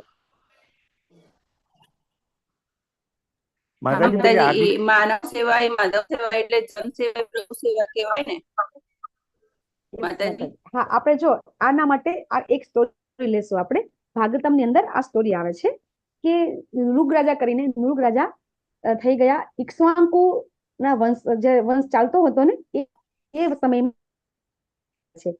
તો એ નૃગ રાજા છે ને, એ રાજા ખૂબ સંપત્તિ વાળા હતા. તો એટલા માટે એ શું કરતા હતા, 1,00,000 ગાયોનું દાન કરતા હતા. કેવી આપણને ખબર છે કે પહેલાના જમાનામાં ગાયોનું દાન શ્રેષ્ઠ ગણાતું હતું, અને જેની પાસે વધારે ગાયો હોય એ શ્રીમંત ગણાતા હતા. તો એ રાજા છે એ 1,00,000 ગાયોનું દાન રોજ કરતા હતા. કેવી ગાયોને કેવી શણગારતા હતા કે ચાંદીની ખરી હોય, શિંગડા મઢેલા હોય, બરાબર, એની પર મસ્ત રેશમી પલાણ નાખેલું હોય, અને ખૂબ સરસ શણગારી અને એ ગાયોને 1,00,000 ગાયો બ્રાહ્મણને દાન દેતા હતા. રોજ આવું કરતા હતા. એમને શું ઈચ્છા હતી કે આવું દાન આપવું એટલે અત્યારે જે હું ફળ ભોગવી રહ્યો છું, અથવા તો હું અત્યારે રાજા છું, તો મને નેક્સ્ટ બર્થની અંદર પણ મને આવી રીતે સરસ સુખ સાહેબી રીતે મને જીવન જીવા મને મળે. એટલા માટે એમની ઈચ્છા આવી હતી. એ જમાનાની અંદર શાસ્ત્રો તો વંચાતા હતા, બરાબર, એ શાસ્ત્રોનું જ્ઞાન તો એમને હતું જ. એટલા એમને થતું હતું કે જો હું દાન કરીશ તો પછી મને બી સરસ આનું ફળ મળશે. પણ એક દિવસ શું થયું કે એ રોજ જે ગાયો દાનમાં આપતા હતા ને, એમાં એક વખત એક બ્રાહ્મણને ગાયો આપી તો એ બ્રાહ્મણ ગાયો લઈને જતો રહ્યો. પણ પછી શું થાય છે કે આપણને ખ્યાલ છે કે જે પશુ હોય એ અહીંયા પાછું એની મેળાએ એકલું જતું રહે. તો એમાંથી એક ગાય છે ને એ પાછી ગૌશાળામાં પાછી ચાલતી જતી રહે છે. તો શું થાય છે કે હવે આ વસ્તુ રાજાને તો ખબર નહીં. બીજા દિવસે સવારે શું થાય છે, સવારે રાજા પાછા નિત્યક્રમ પ્રમાણે પાછી 1,00,000 ગાયો દાનમાં આપી દે છે. એમાં જે પેલી એક ગાય જે પાછી આવી હતી એ પણ જતી રહે છે. અને પેલો બ્રાહ્મણ છે એ પૂછતો રાજા પાસે આવે છે. રાજાને એને ખબર પડે છે કે મારી ગાય તો અહીંયા આવી ગઈ છે પાછી. અને રાજા કહે છે કે એ તો પાછી ગાય દાનમાં અપાઈ. તો હવે બ્રાહ્મણને એમ કહે છે કે એની જગ્યાએ તું બીજી ગાય લઈ જા. તો બ્રાહ્મણ તો ના પાડે છે. અને પછી એમ કહે છે કે મારી પાસે તો ઘણું છે કે આવું કે હું કોઈ છે. અને બ્રાહ્મણ નારાજ થઈ જાય છે. એટલે શાસ્ત્રમાં લખેલું છે કે જયારે કોઈ પાછું લઈ લઈએ તો એનું ફળ બહુ ખરાબ ભોગવવું પડે. તો એ શાસ્ત્રના જ્ઞાતા આવો વિચાર કરતા કરતા એને ખૂબ ચિંતામાં એમનું શરીર છૂટી જાય છે. તો શરીર છૂટી જાય છે તો પછી જાય છે ડાયરેક્ટ પેલા અને પેલા એમ કે છે, યમરાજા એમને એમ કે છે કે તમે બહુ સારા કામ કર્યા છે, એટલે તમારે સારા કામનું ફળ તો તમને મળશે, પણ તમે એક ખરાબ કામ કર્યું છે તો તમને એનું ખરાબ ફળ પણ મળશે. તો તમારે પેલા શું ભોગવવું છે? કે ના, મને પેલા મારા ખરાબ કર્મનું ફળ છે, મને પેલા આપી દો. તો એ નૃગ રાજા આ ચિત્રમાં દેખાય છે બહુ જ મોટી ગરોળી બને છે અને એક મોટા કુવામાં પડે છે. અને પછી જયારે રાજા રામચંદ્રજી જયારે અવતાર લે છે ત્યારે ત્યાંથી નીકળતા હોય છે ત્યારે ઋષિઓને કહે પણ છે કે ભાઈ પડ્યા છે પરંતુ હું કૃષ્ણ અવતારમાં એનો ઉદ્ધાર કરીશ. અને પછી દ્વાપર યુગની અંદર કૃષ્ણ ભગવાનના જે બાળકો છે એ બધા વનની અંદર શિકાર કરવા નીકળે અને એ વખતે એમને તરસ લાગે છે તો મોટો કૂવો જોવે છે. તેમને થયું કે ચલો કૂવામાંથી આપણે પાણી લઈને પી લઈએ. તો ત્યાં જાય છે તો મોટી ગરોળી જોવે છે અને એમનાથી ગરોળી બહાર આવતી નથી. તો પછી એ શું કરે છે, ભગવાનને બોલાવે છે અને ભગવાન આવે છે. અને પછી ભગવાન કે એને જેવો હાથ પકડે છે તરત એ મૃગ રાજામાં પરિવર્તન છે. ભગવાનના સ્પર્શ માત્રથી રાજા બની જાય છે. અને પછી રાજાને ભગવાન પૂછે છે કે રાજા શું થયું એમ. ત્યારે રાજા કહે છે કે ભગવાન તમને તો બધી જ છે, છતાં પણ હું તમને હવે કહું છું કે આવી રીતે મારો એક ભૂલ થઈ ગઈ હતી. મને આવી રીતે ફળ જેને કહેવાય કે મને દાન કરવાનું બહુ જ મને ઈચ્છા હતી, એટલા માટે મેં આવી રીતે દાન કર્યું. પણ મારી આ ભૂલ થઈ ગઈ અને મને આ રીતે જેને કહેવાય કે ગરોળી બનવું પડ્યું. પણ મેં એક સારું કામ પણ કર્યું હતું કે જે ભગવાનના મંદિર બનવામાં મેં દાન કર્યું હતું. તો એના કારણે મને એમને જે બધા ઋષિમુનિઓ હતા એમણે મને કીધું હતું કે તમને ભગવાનનો સાક્ષાત્કાર થશે. એના કારણે મેં એક સારું કામ કર્યું ને અને મને ભગવાનનો સાક્ષાત્કાર થયો. તો શાસ્ત્રમાં લખેલું છે કે શ્રેષ્ઠ દાન કોને કહેવાય, શ્રેષ્ઠ પુણ્ય કોને કહેવાય. જો આપણે કઈ પણ સારા કામ કરીએ ને તો જાણીએ છીએ કે સારા કામ કરીશું આપણે આગળ કર્મ અકર્મ વિકર્મમાં સમજી ગયા કે સારા કામ કરીશું તો પુણ્ય કર્મ કરશું. સકામ કર્મ એટલે જે દાન પુણ્ય કરીએ છીએ એ બધું સકામ કર્મમાં આવી જાય છે. નિષ્કામ કર્મ કરીશું ને અને પુણ્ય દાન કરીશું એ વખતે આપણે ફળની આશા ન હોય. ઘણા બધા એમ છે કે ભાઈ હા અમે તો દાન કરીએ છીએ, અમને કઈ ઈચ્છા નથી હોતી કે આનું પરિણામ અમને મળે, ફળ મળે. પણ આપણા હૃદયની અંદર આપણે મનુષ્ય છીએ, આપણા મનુષ્યની આપણે જન્મજાત ખામીઓ છે. એના કારણે આપણા મનુષ્યના હૃદયની અંદર એક ભાવના એવી તો આવી જ જાય કે આજે હું આ સારું કામ કરું છું તો આગલા જન્મની વાત તો આપણે આ જ જન્મમાં આપણને એવું થતું હોય કે આ જન્મમાં મારા બાળકો સારી રીતે રહી શકે, આપણે પોતે સારું શ્રેષ્ઠ આરોગ્ય રહી શકે, આરોગ્યપૂર્ણ જીવન જીવી શકે, આપણને આવી ઈચ્છા પણ હોય છે. બીજું એવી કઈ ઈચ્છા હોય છે કે હા સમાજમાં આપણું નામ થાય, આવું તો હોય છે. ઘણી વખત કેવું હોય છે, મોટા મોટા મહાન મહાન ઋષિઓ તો આપણે જોઈએ છીએ કેટલા બધા સંતો હોય છે, એ બધું છોડી દીધું હોય છે, બધું જ ઘર બાર બધું છોડી દે છે અને પછી બહુ સરસ ઉપદેશ આપે છે સંસારમાં આવીને. ઉપદેશ આપતી વખતે પછી મોટા સંત બની જાય છે, બહાર એનું નામ થઈ જાય છે. નામ થયા પછી શું થાય છે કે જ્યારે એ પ્રવચન આપવા માંગે છે ત્યારે શું કહેતા હોય છે કે હા હું પ્રવચન આપવા આવીશ, પણ આટલી જનમેદની તો થવી જ જોઈએ, બરાબર. એટલે આ જે માનની ભાવના છે ને એ ક્યાંય જતી નથી. દરેક વ્યક્તિની સમાજમાં પ્રતિષ્ઠાનું ઈચ્છા હોય જ. કોઈ બી સામાન્ય વ્યક્તિ હોય અથવા તો બહુ પૈસાવાળી વ્યક્તિ હોય, રૂપિયાવાળી વ્યક્તિ હોય, એ બધાને આવી ઈચ્છા તો હોય જ છે. બીજું એક વસ્તુ કે કદાચ આવી ઈચ્છા ન હોય, બરાબર, તો એ એમની પોતાની સંપત્તિ છે ને, ખૂબ સંપત્તિ હોય ને તો એ સંપત્તિ બરકરાર રહે એવી ઈચ્છા હોય કે ચલો મારી પાસે, એ ભગવાનમાં ન માનતા હોય, કઈ ન કરતા હોય, છતાં પોતાની પાસે જે સંપત્તિ છે એમને એ ખબર છે કે જો હું થોડુંક બી દાન કરીશ ને તો મારી જે આ સંપત્તિ છે ને પાપીમાંથી, એ પાપભૂમિ પ્રવૃત્તિમાંથી થોડીક બહાર આવી જશે. એવું પણ લોકો ઈચ્છતા હોય છે અને ઘણા લોકો એવું માનતા પણ હોય છે કે આપણે આટલું કર્મ કરી અને આપણે સંપત્તિ ઉત્પન્ન કરી લઈએ, બરાબર, અને પછી એમાં થોડુંક દાન આપી દઈએ, આવું પણ લોકો માનતા હોય છે. હવે યજ્ઞ, તપ અને દાન કરવાના જ છે, પણ છોડવાના બિલકુલ નથી. પણ ભગવદ્ ગીતાના જ્ઞાન દ્વારા આપણે આ જ સમજવાનું છે, આ જે કર્મ છે એ ખરેખર કર્મ કેવી રીતે કરવાનું છે એ જ આપણે સમજવાનું છે. દરેક વસ્તુ કરવાની છે. આપણે બધાને ધાબળા પણ ઉડાડવાના છે. આપણે જેને કહેવાય કે તમે દવાખાનામાં અત્યારે આપણે જઈશું, સરકારી દવાખાના હોય છે, ત્યાં ઘણા બધા ગરીબ લોકો હોય છે, બરાબર, એમની પાસે પૈસા નથી હોતા, એટલા માટે ગવર્મેન્ટમાં આવ્યા હોય છે. તો એ લોકોને પણ જેને કહેવાય કે ઘણી વખત અન્નની પણ છે, એમની પાસે અન્ન પણ નથી હોતું, તો આપણે બધા આપીએ છીએ, અમે પણ આપીએ છીએ. અમે હોસ્પિટલમાં જોબ કરીએ છીએ તો સૌથી ત્યાં અમને ખબર છે કે અહીંયા બધાને જરૂર છે, તો જે લોકોને જરૂર છે એને તમે આપો છો તો કઈ વાંધો નથી. પણ જ્યારે આપણે સત્ર માધ્યમમાં શીખીશું કે તમે યોગ્ય વ્યક્તિને, યોગ્ય સ્થાનને તમે જ્યારે દાન નથી આપતા અને યોગ્ય મનથી અથવા તો યોગ્ય આપણા હૃદય પરિવર્તનથી નથી આપતા, તો એનું ફળ પણ આપણે ભોગવવું પડે છે. આપણે ગમે એટલું દાન પુણ્ય કરી લેશું તો એનું ફળ પણ આપણે ભોગવવું પડશે. એ સારા કર્મ કહેવાય. એ આપણે આવશે કે આપણો સત્વગુણમાં કહેવાય. તો સત્વગુણ, રજોગુણ ને તમોગુણ, આ 3 ગુણો દ્વારા જે આપણે કર્મ કરીએ છીએ તો એ 3 ગુણોનું બંધન થાય છે.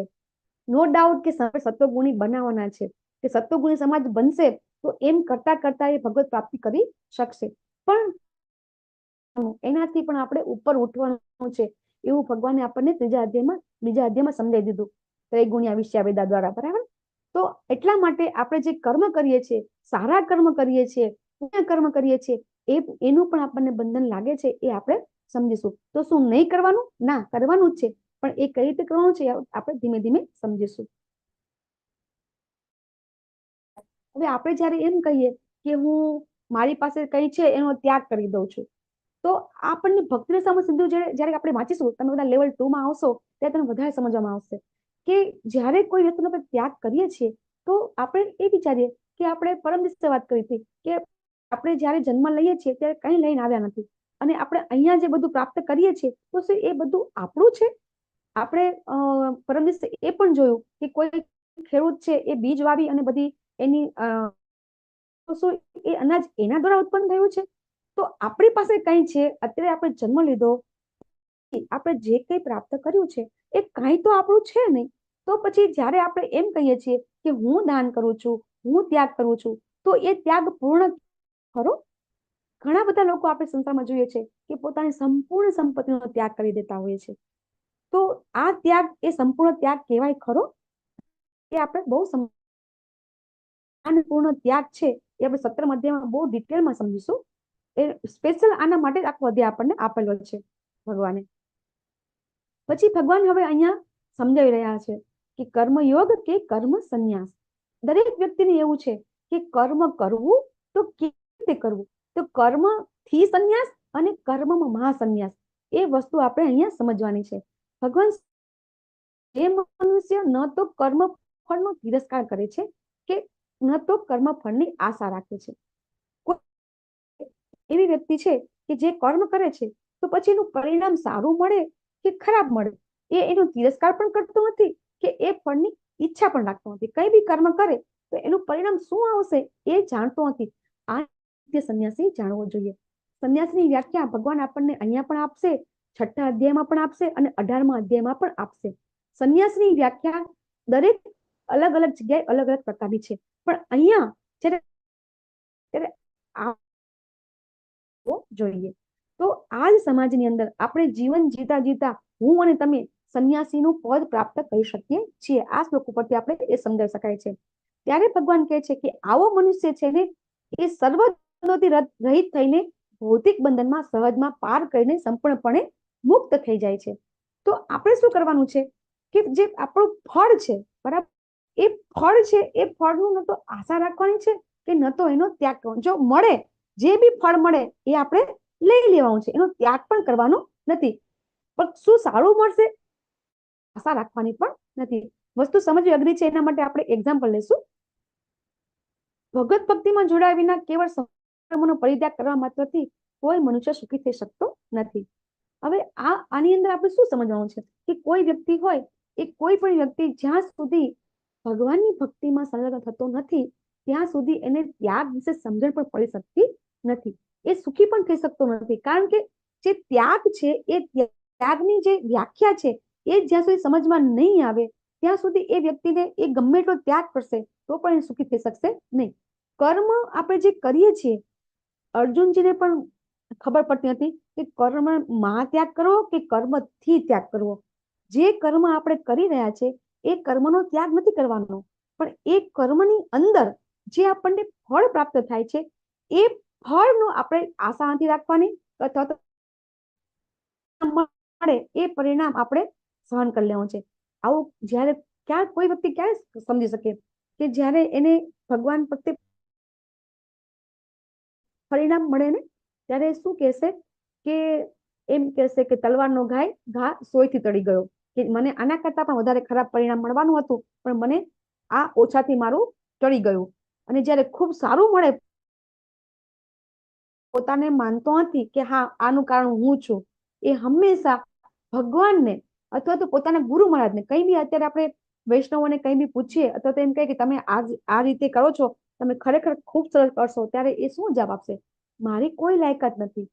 આ જે હું કરી રહી છું અથવા તો હું જે કરી રહ્યો છું એ મારી ગુરુની કૃપાથી કે ભગવાનની કૃપાથી મને મળે છે. આપણે ખરેખર આવું સમજી જઈએ ને ત્યારે આપણે પરમેશ્વરને પ્રાપ્ત કરી શકીએ છીએ. જે મનુષ્ય ભક્તિભાવે કર્મ કરે છે તે વિશુદ્ધ આત્મા છે અને તેના મન તથા ઇન્દ્રિયોને વશમાં રાખી શકે છે અને તે સૌને પ્રિય હોય છે. આપણને આ ભગવદ ગીતામાં કેવી રીતે પ્રિય થવું એ પણ શીખવવામાં આવે છે કે આપણને બધાને એવું લાગે કે આપણને બધા પ્રેમ કરે, આપણને બધા પ્રેમ કરે એવું આપણે ઈચ્છતા હોઈએ છીએ. તો આવું ક્યારે થાય કે જ્યારે આપણે આપણી જે બધી ઇન્દ્રિયો છે, બરાબર, એ બધી ઇન્દ્રિયોને આપણે વશમાં નથી કરી શકતા. કોઈ પણ ઇન્દ્રિયો છે આપણી એ ક્યારેય પણ આપણે કંટ્રોલમાં કરી શકતા નથી. મોટા મોટા યોગીઓ પણ જ્યારે તપ કરવા જાય છે ત્યારે ઇન્દ્રિયોને પોતે કંટ્રોલ કરવાનો પ્રયત્ન કરે છે. પરંતુ આપણે જાણીએ છીએ વિશ્વામિત્ર ઋષિ જેવા ઋષિ પણ તપ કરવા ગયા હતા તો એમનું મન છે એ ભટકાઈ ગયું હતું. તો એ આ વસ્તુ શું સાબિત કરે છે કે વિશ્વામિત્ર ઋષિ તો મહાન તપસ્વી હતા અને આપણે તો સામાન્ય મનુષ્ય છીએ. તો વશમાં રાખી શકતા ન હોય તો હું અને તમે પ્રયત્ન કરવાથી નહીં રાખી શકીએ. ભગવાન અહીંયા આપણને એ જ સમજાવે છે કે આપણી જે જીભ છે, સૌથી મોટું ખરાબ જે ઇન્દ્રિય છે ને એ આપણી જીભ છે. કે આપણને ઘણા લોકો જોતા હશે કે ડાયાબિટીસ થઈ જાય ને છતાં પણ શું થાય કે શુગર નથી લેવાનું તો પણ લેવાનું મન થઈ જાય. પછી શું કહેશે કે એક ગોળી લઈ લેશું, ખાઈ લઈએ, બરાબર, અત્યારે મળ્યું છે ખાઈ લઈએ, એક ગોળી લઈ લેશું. તો આને કહેવાય ઇન્દ્રિયોનો કંટ્રોલ નહીં, બરાબર. એટલે આપણે જે ઇન્દ્રિય છે એ આપણે એને કંટ્રોલ કરી શકતા નથી. એટલે ઘણી વખત વસ્તુ છે આપણે સમજીએ છીએ, ઘણી બધી વખત આપણને બધી ખબર હોય છે કે આ વસ્તુ ન કરવી જોઈએ, આ વસ્તુ ન કરવી જોઈએ, પણ આપણે કરીએ છીએ. એનું કારણ કે આપણું મન છે, આપણી ઇન્દ્રિયો છે એ આપણા વશમાં નથી. તો ઇન્દ્રિયોને વશમાં નથી રાખી શકાતી તો શું કરવાનું? ઇન્દ્રિયોને એનો જે માર્ગ છે એને અલગ જગ્યાએ એને પરોવી દેવાની. જ્યારે આપણે કોઈ વ્યક્તિ, દાખલા તરીકે કોઈ બાળક હોય એકદમ ખૂબ રડતું હોય અને એને એમ હોય કે એની માં જ એની પાસે આવે, ત્યારે માં શું કરશે, એની પાસે ટાઈમ ન હોય તો શું કરશે, એ એક રમકડું આપી દેશે. બરાબર. હું એક ગૃહિણી છું ને તો મને માનું દ્રષ્ટાંત વધારે યાદ આવશે. તો એનો અર્થ શું થયો કે એ બાળક છે એનું મન ક્યાં જશે, પેલા રમકડામાં. એટલે એનું મન છે એ અહીંયા એની માંથી દૂર જતું રહેશે. બરાબર. તો એને ખરેખર શું જોઈએ, માં જોઈએ છે, પરંતુ એની માતા છે એને રમકડું આપી દેશે એટલે એ રમવા મળશે અને પેલું એનું જે માં પ્રત્યે ધ્યાન જતું રહેશે. તો આવી રીતે આપણું જે આપણે દરેક વ્યક્તિનું મન છે ને એક બાળક સમાન છે. આપણું મન, આપણે ક્યારે એમ કહે છે ને કે કોઈ વ્યક્તિ વાળું થાય ને, પણ હંમેશા એનું મન તો એક બાળક જેવું જ હોય છે. એને હંમેશા મનની અંદર એક બાળક રમતું હોય છે.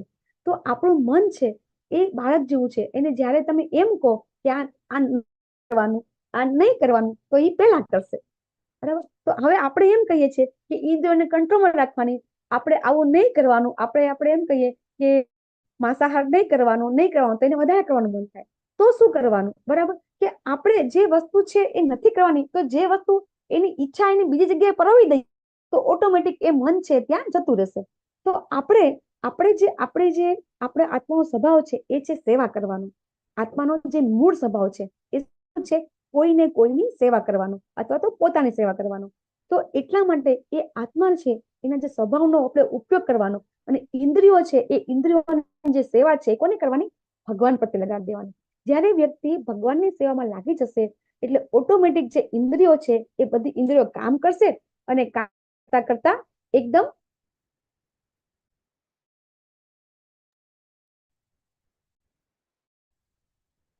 ઇન્દ્રિયો છે એ કામ કરતા કરતા શું કરશે? એ પોતાની જે ઈચ્છા છે એ અલગ જગ્યાએ જતી રહેશે. એટલા માટે એ વ્યક્તિ છે એને બીજા બધા જે કર્મ થશે નહીં. બરાબર. જ્યારે આપણે કોઈ વસ્તુની આપણે ખૂબ ઈચ્છા હોય, બરાબર, આપણને ખૂબ તરસ લાગી હોય, દાખલા તરીકે કોઈ વ્યક્તિને ખૂબ તરસ લાગી છે અને એ વખતે એને પાણીની જગ્યાએ તમે જ્યુસ આપશો તો શું લેશે? જ્યુસ લેશે. તો આપણે એને શ્રેષ્ઠ જગ્યાએ આપણે પરોવી દેશું તો ઓટોમેટિક આપણને જે ખરાબ જગ્યાએ જવાનું મન છે નહીં જાય. તો આ વસ્તુ આપણે ધીરે ધીરે કરતા શીખી જવાનું છે અને આપણે આગળ વધારે શાંતિથી સમજીશું. તો હવે ભગવાન અહીંયા સમજાવે છે, જો આ જે વસ્તુ સમજ હોય ને ત્યાં ભગવાન શું કરશે? એક્ઝામ્પલ આપશે. ભગવાન અહીંયા શું સમજાવે છે કે જે મનુષ્ય કર્મફળ પરમેશ્વરને સમર્પિત કરીને આસક્તિ રહિત થઈને કર્તવ્ય કર્મ કરે છે, જેમ છે તેમ પાપ કર્મથી અલિપ્ત રહે છે. જ્યારે આપણે જે બી કર્મ કરીએ એ કર્મનું ફળ ભગવાનને આપે અને એ આપણને બધા શું હોય, જે કર્મનું ફળ હોય ને એમાં જ આસક્તિ હોય. દાખલા તરીકે આપણે જોબ કરીએ, આપણે કઈ બી બિઝનેસ કરીએ તો એ શું કામ કરીએ આપણે? કે આપણે એ આશા છે કે આ કર્મ કરીશ તો મને સેલરી મળશે. તો શું આપણે આશા છોડી દેવાની? નહીં, આશા તો રાખવાની જ છે, પણ એ જે ફળ છે ભગવાનને સમર્પિત કરવાનું છે. આપણે આ વસ્તુ કેવી રીતે સમજી શકીએ કે તમે જે બી કામ કરો છો એ કામ કરતું જ રહેવાનું છે, પણ એ કામમાં આપણે વચમાં લાવી દેવાના. આપણને કે આ કેવી રીતે કરી શકાય? તો દાખલા તરીકે કોઈ ગૃહિણી હોય એ રસોઈ બનાવતી હોય, તો અત્યાર સુધી રસોઈ બનાવતી હોય તો શું કરતી હોય? વિચાર શું કરતી હોય કે આજે હું કયું શાક બનાવું તો મારા ઘરમાં બધાને ગમશે, આજે હું કયું શાક બનાવું તો મારા દીકરાને ભાવશે કે મારી દીકરીને ભાવશે. તો એવું વિચાર કરીને આપણે રસોઈ બનાવતા હોઈએ. પણ હવે આપણે એવું વિચાર કરવાનો કે જ્યારે આપણે એવું વિચાર કરશું ને કે ના, આજે હું આ બનાવું છું તો ભગવાનને મને ગમશે કે નહીં ગમે. જો આવું કરવાથી ગમશે. એનું એક્ઝામ્પલ મહાભારતની અંદર છે કે જ્યારે દુર્યોધને પાંડવોને વનવાસ આપ્યો હતો ને, તો પાંડવો હજી વનવાસમાં ગયા હતા અને હજી યમુના નદી પાર કરી અને યમુના નદીને પેલે બાર એ લોકો ઝૂંપડા બાંધીને રહેતા હતા. તો દુર્યોધનને શું થાય છે કે એને તો એની કેવી, આપણા જેને કહેવાય ને કે અત્યારના યુગમાં બધા દુર્યોધન જેવા છે કે બીજા લોકો કોઈ તકલીફ પડે ને તો બધાને બહુ ગમે. તો દુર્યોધનને શું કે એને તકલીફ તો પડે છે તો હું તો કહું કે કેવી તકલીફ પડે છે, બરાબર, એવી એની ઈચ્છા હોય છે. અને બરાબર દુર્વાસા મુનિ આવે છે, આગતા સ્વાગતા કરી અને એમને પ્રસન્ન કરીને એમની પાસે માંગે છે કે તમે છે ને જેવી રીતે મારી મહેમાનગતિ સ્વીકારીને એવી તમે પાંડવોને સ્વીકારો. અને એ કેવા ટાઈમે મોકલે છે પાંડવોને? ત્યાં જયારે બધા જમી લે ને ત્યારે કે તમે ત્યાં એમની મહેમાનગતિ સ્વીકારો, આતિથ્ય સ્વીકારો. દુર્વાસા મુનિ જાય છે પાંડવો પાસે અને પાંડવોને કહે છે કે આવી રીતે હું આટલા અને મારે તમારા ઘરે આતિથ્ય સ્વીકારવું છે. તો યુધિષ્ઠિર મહારાજને તો કઈ ખબર હોય નહીં, એ કે કઈ વાંધો નહીં, તમે સ્નાન કરીને આવો. યુધિષ્ઠિર મહારાજ દ્રૌપદીજીને કહે છે કે આવી રીતે દુર્વાસા મુનિ પધાર્યા છે. હવે દ્રૌપદી પાસે અક્ષય પાત્ર હતું, એ દુર્યોધનને પણ ખબર હતી. એટલા માટે શું કહે છે દુર્વાસા મુનિને કે તમે બધા જમી લે ને પછી જજો. તો દુર્વાસા મુનિ છે બધા જમી લે પછી, પાસે અક્ષય પાત્ર તો હતું, પણ કેવું કે જો એકવાર એ ધોઈને મૂકી દે તો પછી એમાંથી કઈ અન્ન મળે નહીં. તો દ્રૌપદીજી તો કે છે કે હવે તો શું કરીએ. યુધિષ્ઠિરને કહે છે કે હવે તો મેં અક્ષય પાત્ર ધોઈ નાખ્યું છે, હવે આપણને બધાને કેવી રીતે જમાડીશું. ને પછી દ્રૌપદીજી ભગવાનને યાદ કરે છે, ભગવાન તત્કાલ હાજર થાય છે. જે ભગવાનને કહે છે, ભગવાનને બધી જ ખબર છે, છતાં પણ દ્રૌપદીજી કહે છે કે આ હવે શું કરવું મારે, મારી પાસે તો કઈ છે નહીં. તો ભગવાન કહે છે કે તમે તો સાક્ષાત અન્નપૂર્ણા છો, તમારી પાસે કઈ ન હોય એવું તો બને જ નહીં, તમે તમારું અક્ષય પાત્ર લઈ આવો. અક્ષય પાત્ર લાવે છે તો ભગવાન જો કે એમાં એક દાણો હતો. તો ભગવાન એક દાણો આરોગ્ય છે, તો જે દુર્વાસા મુનિ સાથે બધા શિષ્યો આવ્યા હતા એ બધા જ તૃપ્ત થઈ જાય છે. તો જ્યારે આપણે ભગવાનને પસંદ કરીએ છીએ ને, ભગવાન સંતુષ્ટ થાય છે ને, તો બધા સંતુષ્ટ થઈ જાય છે. આવો વિશ્વાસને હોવો જોઈએ, આવી શ્રદ્ધા આપણને હોવી જોઈએ. અને જ્યારે આપણે આવું કરીએ, ભગવાનને આપીએ છીએ, ત્યારે તમે જેને બી જોવું હોય જોઈ શકે છે કે જે કમળનું પત્ર હોય છે ને, એમાં તમે પાણી નાખો ને તો એ પાણી પડી જાય છે, રહેતું નથી. એવી રીતે આપણા પાપ કર્મ પણ આપણાથી અલિપ્ત રહેશે. ક્યારે? કે જ્યારે આપણે આ રીતે કર્મ કરીશું ત્યારે. તો આપણે હવે આપણા આ જગતમાં રહીને ફરજ કેવી રીતે નિભાવી શકીએ?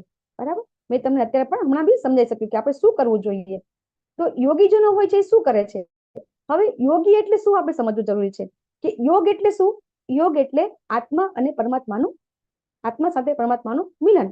બરાબર, કે જ્યારે પરમાત્મા સાથે મિલન થાય છે ત્યારે એ કર્મ કરે છે ત્યારે એની યોગ કહેવામાં આવે છે કે કર્મ એ કર્મ કરવાનું કે જેના દ્વારા કર્મ દ્વારા ભગવાન સાથે જોડાવું, એટલે એને કહેવાય યોગી.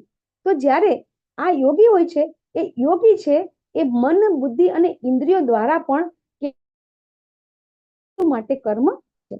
જે બધા યોગીજનો છે એ આપણા જે ભૌતિક સંસારમાં રહીને આપણે પણ યોગી કેવી રીતે બની શકાય એ આપણને અહીંયા ભગવાન સમજાવે છે કે આપણે આપણું જે મન છે, આપણું જે શરીર છે, બરાબર, અને ઇન્દ્રિયો છે, એ બધાને ભગવાનના કામમાં પરોવીને, ભગવાનના કામમાં જ પરોવીને આપણે આપણો આત્માની શુદ્ધિ કરી અને આપણે કર્મ કરી શકીએ છીએ. આમ કરતા કરતા આપણું જે મન છે એ ઓટોમેટિક વિશુદ્ધ થશે. જ્યારે તમે ધીમે ધીમે આજે આપણે એક વખત શરૂઆત તમે પાણી લગાવવાથી કરશો, બરાબર, સ્ટાર્ટિંગમાં જ્યારે ભોગ ના લગાવો, અથવા તો આપણે આપણા જે આપણને 4 નિયમ આપી ગયા છે, આ 4 નિયમો આચાર્ય આપેલા છે, પણ છે તો શાસ્ત્રના જ, કે પદ્મપુરાણમાં આપેલા છે કે માંસાહાર ન કરવો, વ્યભિચાર ન કરવો, દારૂ ના પીવો અને જુગાર ન રમવો. આ જે 4 નિયમો છે, એ આ 4 નિયમો જ્યારે આપણે ધીરે ધીરે પાલન કરતા રહેશું તો ઓટોમેટિક એક વાર આપણે છે ને નક્કી કરવું પડે, નિશ્ચય કરવો પડે, ઈચ્છા કરવી પડે. જ્યારે આપણે ઈચ્છા કરશું ને તો એ ઈચ્છા પૂરી કરવા ભગવાન આપણને સમર્થ બનશે કે તમે કેવી રીતે તમારી ઈચ્છા પૂરી કરી શકો. એટલા માટે કંઈ પણ આપણે કાર્ય કરવું હોય, કોઈ પણ સેવા કરવી હોય તો ફક્ત ને ફક્ત ઈચ્છા કરવાની. એટલે ઈચ્છા કરવાથી ઓટોમેટિક ધીમે ધીમે એ કાર્ય થવા લાગશે. આપણી પાસે સમય ન હોય, બરાબર, ઘણી વખત આપણે અમે બધાને કહેતા હોઈએ છીએ કે તમે બધા ક્લાસ લો, બરાબર, નો પ્રચાર કરો, તમે ભગવદ્ ગીતાનો જેને કહેવાય કે તમે સેલિંગ કરો, પણ આપણી પાસે ટાઈમ હોતો નથી, આપણી પાસે સમય હોતો નથી, અથવા તો આપણી પાસે આર્થિક રીતે આપણી પાસે નાણાં હોતા નથી. પણ જ્યારે આપણે ઈચ્છા કરીશું ને તો વ્યવસ્થા ઓટોમેટિક ભગવાન કરી દેશે. અને એ રીતે આપણો જે આત્મા છે, આપણું મન છે, એ ધીરે ધીરે શુદ્ધ થશે. બાકી આપણું જે મન છે ને એ ખૂબ મલિનતા ભરેલું છે, ખૂબ આપણા અંદર હૃદયની અંદર જેને કહેવાય ને કે એટલા બધા કામ, ક્રોધ, લોભ, મોહ, મદ, મત્સર આ બધું ભરપૂર માત્રામાં છે. એવું નથી, પણ એ ઘણા લોકોને દબાઈ હોય છે અને ઘણાને બહાર હોય છે, પણ હોય તો છે જ. એવું કોઈ વ્યક્તિ નથી કે જેને કઈ જાતની ઈચ્છા ન હોય, કોઈ એને લાભ લાલસા ન હોય. જો ન હોય તો બહુ સારું કહેવાય. બાકી અત્યારના જગતની અંદર એવા કેટલા 0.11%, 0.01% લોકો પણ એવા નહીં હોય કે જેને આ જાતના લાલસા નહીં હોય, આ પ્રકારના એનામાં દૂષણો નહીં હોય. આપણા શરીરની અંદર, આપણા મનની અંદર આ દૂષણો બધા હોય જ છે. તો આ દૂષણો છે શું એકદમ બહાર નીકળી જશે? લોભ છે, બધું છે, અભિમાન નહીં નીકળે, કારણ કે એ આપણા થર ઉપર થર જામેલા છે. તો એ ધીરે ધીરે ધીરે ધીરે એ શુદ્ધ થશે. કઈ રીતે? કે જ્યારે આપણે બધું કાર્ય છે એ ભગવાનને સમર્પિત કરીને કરશું, દરેક કાર્ય ધીરે ધીરે ધીરે ધીરે ભગવાનને સમર્પણ કરવાનું ચાલુ કરશું, તો ઓટોમેટિક આપણું મન છે એ શુદ્ધ થવા માંડશે. અને એ જે પ્રેક્ટિકલ થશે એ લોકોને ખ્યાલ છે બધાને, કે જેવી રીતે પ્રભુપાદ કરતા હતા. પ્રભુપાદે શું કર્યું હતું? પ્રભુપાદે શરૂઆત ફક્ત જયારે અમેરિકા ગયા ત્યારે ત્યાં તો અમેરિકાની અંદર તો એ ન્યુયોર્ક સિટી કે જેને કહેવાય ને કે મહાદેવનું સિટી કહેવાય, તો ત્યાં તો એ વખતે આપણે તો અહીંયા માંસાહારી બી ઓછો લેવાય છે, દારૂ તો આપણે ગુજરાતમાં તો નિષેધ જ છે, ત્યારે ત્યાં તો સામાન્ય હતું. અને નશો કરવો, બરાબર, અમુક જાતના જે ડ્રગ્સ હોય બધા સામાન્ય યંગ્સ બધા તો બધા જ લેતા હોય છે, લેતા હતા બધા. હવે એવા બધા લોકો કે જે લોકો કોઈ દિવસ એમની લાઈફમાં એમણે ભગવાનનું નામ નથી સાંભળ્યું, એમની 7 પેઢી નામ નહીં સાંભળ્યું હોય, એવા બધા લોકોને એમને ભગવાનના ભક્ત બનાવ્યા. તો કેવી રીતે બનાવ્યા? તો ફક્ત અને ફક્ત પ્રસાદ દ્વારા. તો ભગવાનના પ્રસાદમાં એટલું બધી તાકાત છે કે જ્યારે આપણે ભગવાનનું નામ જપ કરીએ છીએ ને નામ જપ કરતા કરતા આપણે જ્યારે રસોઈ બનાવીએ ત્યારે એ રસોઈમાં એ શુદ્ધત્વતા આવે છે અને એટલી પવિત્રતા આવે છે કે સામેની વ્યક્તિના હૃદયમાં એ બિરાજમાન થાય છે. ચોક્કસથી હૃદય પરિવર્તન થાય છે. તો આપણા બધાના હૃદયમાં પરિવર્તન પણ 100% થશે ને થશે. પણ એના માટે આપણે આટલું વસ્તુ કરવી જરૂરી છે. હવે ભક્તિમાં સ્થિર થયેલો મનુષ્ય છે ને એ પરમ શાંતિ પામે છે. અહીંયા શા માટે ભક્તિ માટે આટલું બધું કહેવામાં આવી રહ્યું છે? આપણે કદા એમ કહેશે કે આ તો કર્મયોગ છે અને કર્મમાં તમે ભક્તિની વાત કરી રહ્યા છો, પણ એ ભક્તિ છે, એ ભક્તિ કરવી જેટલી સહેલી છે ને એટલું કોઈ જ વસ્તુ સહેલું નથી.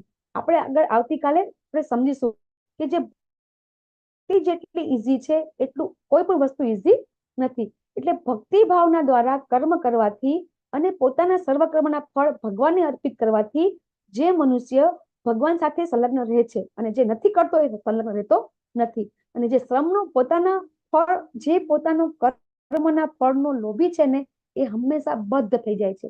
બદ્ધ થઈ જાય છે એટલે શું? કે એના વારંવાર જન્મ ઉપર જન્મ થયા કરે છે.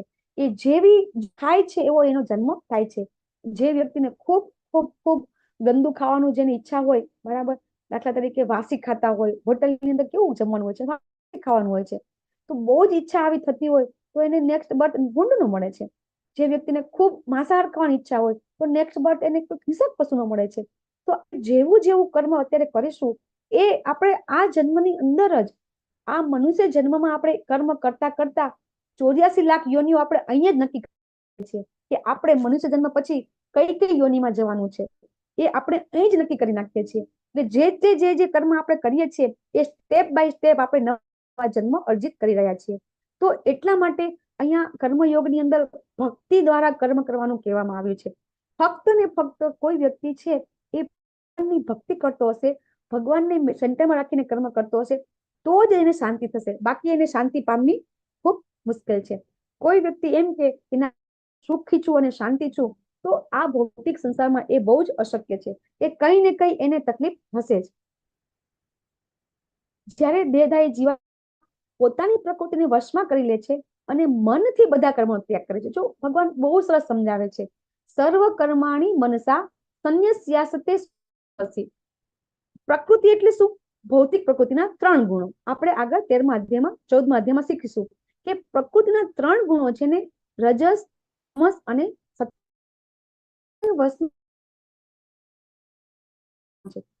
કાર્ય શરીરથી તો કરવાનું જ છે. ફક્ત આપણે આપણા મનની અંદર આપણે એવી ભાવના રાખવાની છે કે આ જે હું કાર્ય કરું છું એ કાર્ય હું મારા માટે નથી કરતું અથવા તો હું નથી કરતું. ત્યારે તે 9 દ્વાર વગરમાં કશું કર્યા કે કર્યા વગર સુખપૂર્વક રહે. 9 દ્વાર છે. કોઈને ખબર છે કયા 9 દ્વાર છે? હરે કૃષ્ણ. હા માતાજી, હરે કૃષ્ણ. યસ માતા. આ 2 આંખ, 2 નાક, અરે નાકના 2 કાણા, 2 કાન, મોં અને ગુદા અને બાથરૂમ, જનેન્દ્રિય. યસ. જનેન્દ્રિય. હા, હરે કૃષ્ણ. આપણને એમ થશે, બરાબર. હરે કૃષ્ણ. થેન્ક યુ લતા માતાજી. આપણને એમ થશે, બરાબર, કે ભગવાન આવે છે આના હરે કૃષ્ણ. હા, તો હવે આવી રીતે કામ કરવાથી આપણે કેવી રીતે શરીરમાં સુખ કરી શકશું? બરાબર. આ જે આપણા જે નવદ્વાર છે એ નવદ્વાર થી કેવી રીતે સુખી રહી શકાય?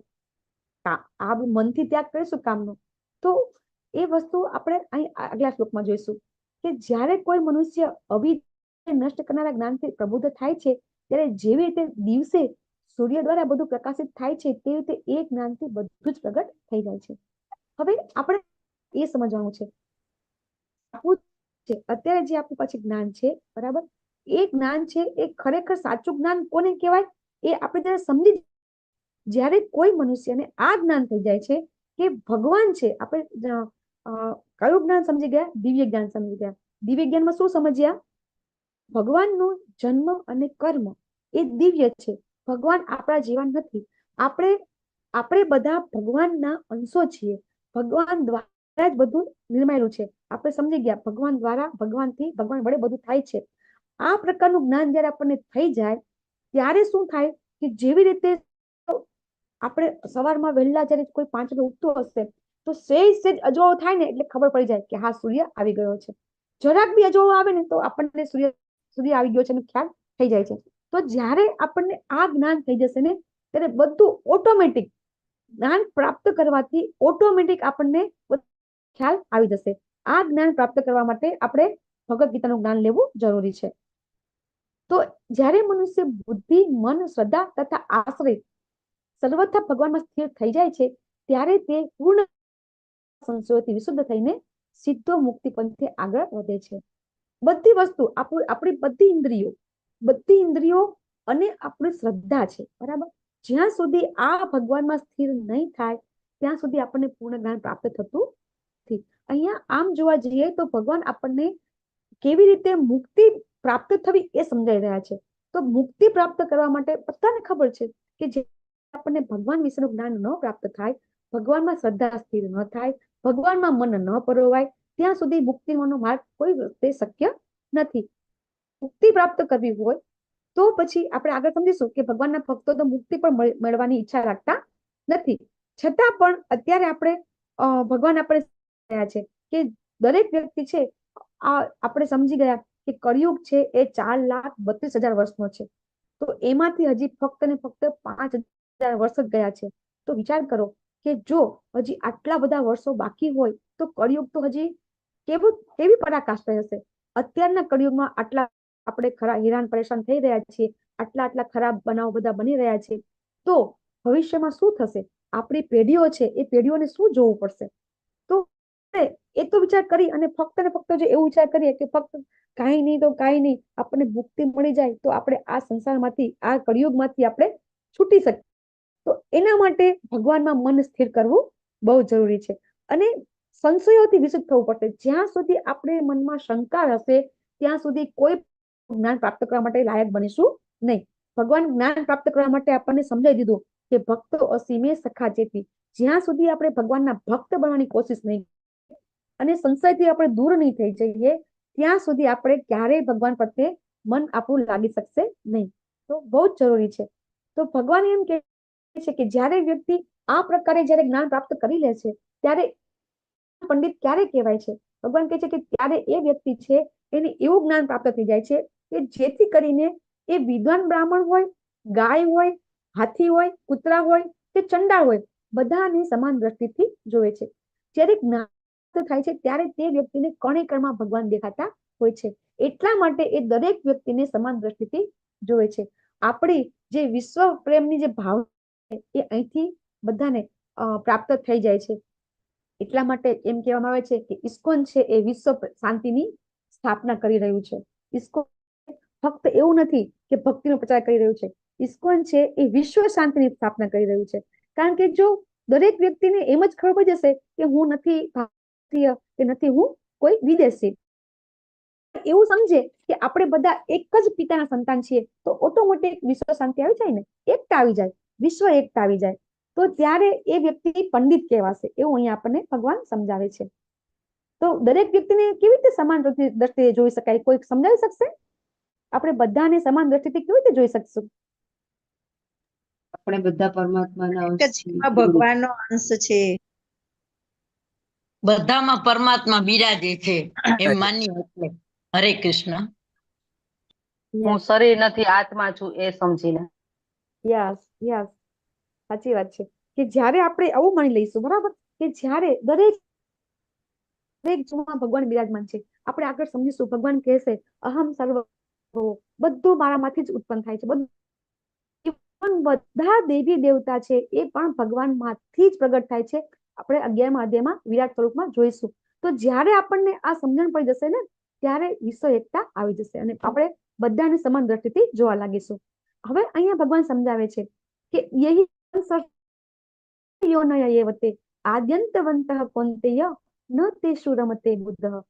જે બુદ્ધિશાળી મનુષ્ય હોય છે, ઇન્દ્રિયોના સંસર્ગથી ઉત્પન્ન થનારા સુખ ઉપભોગમાં રસ લેતો નથી, કારણ કે તે દુઃખના મૂળ કારણરૂપ બની રહે છે. હે કૌંતેય, આવા સુખોનો આદિ તથા અંત હોય છે, તેથી સુજ્ઞ મનુષ્ય તેમાં આનંદ લેતો નથી. અર્જુનજીને ભગવાન હે કૌંતેય કરીને એને પાછા એના માતાને યાદ કરી રહ્યા છે. ભગવાન છે એ જેને કહેવાય ને કે પોતાના બધા ભક્તોને યાદ કરી અને એમને વાત કરતા હોય છે. તો ભગવાન એમ કહે છે કે જે આપણું સુખનું, જેમાં આપણે સુખી હોઈએ છીએ ને, જેમાં આપણને એમ થાય છે કે આ આપણું સુખ છે, તો એ જ આપણું દુઃખનું કારણ બને છે. તો એ કેવી રીતે બને છે? કે દાખલા તરીકે આપણને એમ હોય કે ઘણા લોકોને બરોબર ફરવા જવાનો રસ હોય, બરાબર, તો એ બહાર જયારે ફરવા જાય અથવા તો બહાર ફરવા ગમે ત્યાં ફરવા જાય ત્યારે એને ખૂબ આનંદ આવે, ખૂબ આનંદ આવે, ખૂબ મજા આવે. પછી એ ઘરે આવે ને તો પછી શું કરે કે હા એ મજા હતી, એમાં તો બહુ મજા આવતી હતી, અને એ મજાને યાદ કરીને અત્યારે દુઃખી થાય કે હવે આપણે એ મજામાં મજા આવતી હતી અને હવે પાછા હતા ત્યાં આવી ગયા. તો જે એ મજા હતી એ અત્યારે દુઃખનું કારણ બને છે. તો હવે શું કરીએ છીએ આપણે કે જ્યારે હોય છે ત્યારે એનો આનંદ નથી લેતા હોતા. પાછા શું કરે, જયારે કઈ બહાર ફરવા જાય, હોટલમાં જાય તો અહીંયા ઘર જેવું ગોતે, હા અહીંયા ઘર જેવું હોવું જોઈએ, ઘર જેવું જમવાનું હોવું જોઈએ. એટલે એ જયારે સુખ મેળવવાની, જયારે એની સુખની, જયારે એને ભોગવવાની, જયારે એનું કામ ટાઈમ હોય ત્યારે સુખ ભોગવતો નથી અને પછી સુખની ઈચ્છા કરી અને પછી પાછા દુઃખી બનતા હોય છે.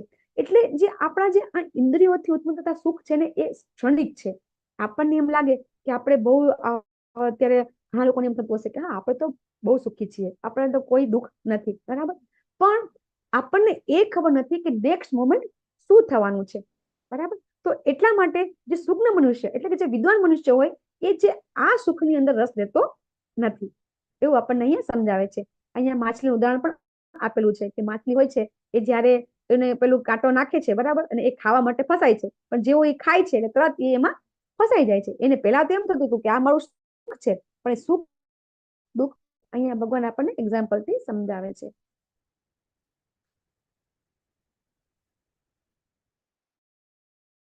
શું હોઈ શકે? શાંતિનું સૂત્ર આપણને ભગવાન અહીંયા જ આપી દે છે કે આપણે પોતે પણ જો શાંતિ પ્રાપ્ત કરવી હોય, આ જ જગતની અંદર આપણે ભગવાન, જેને કહેવાય કે ભગવાનની પ્રાપ્તિ કરવી હોય, બરાબર, અને આપણી લાઈફને એકદમ સેટલ, એમ લાગે બધાને સેટલ થવું છે, દરેક વ્યક્તિને આ દુનિયાની અંદર સેટલ થવું છે.